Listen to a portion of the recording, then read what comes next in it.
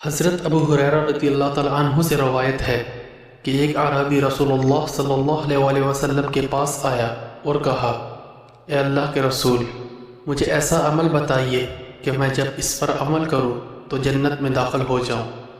آپ صلی اللہ علیہ وسلم نے فرمایا، تم اللہ کی بندگی کرو اور اس کے ساتھ کسی کو شریک نہ ٹھہراؤ، نماز قائم کرو جو تم پر لکھ دی گئی ہے، فرض زکوٰۃ ادا کرو اور رمضان کے روزے رکھو۔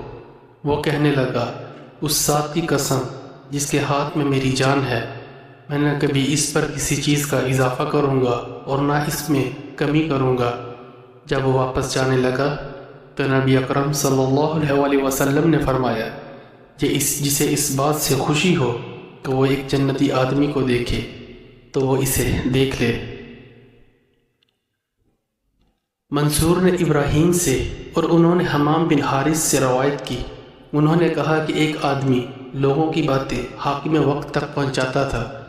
ہم مسجد میں بیٹھے ہوئے تھے تو لوگوں نے کہا، یہ ان میں سے ہے جو باتیں حاکم وقت تک پہنچاتے ہیں۔ حمام نے کہا، وہ شخص آیا اور ہمارے پاس بیٹھ گیا۔ حضرت حذیفہ رضی اللہ تعالی عنہ نے کہا، میں نے رسول اللہ صلی اللہ علیہ وسلم کو یہ فرماتے ہوئے سنا ہے کہ چغل خور جنت میں داخل نہ ہوگا۔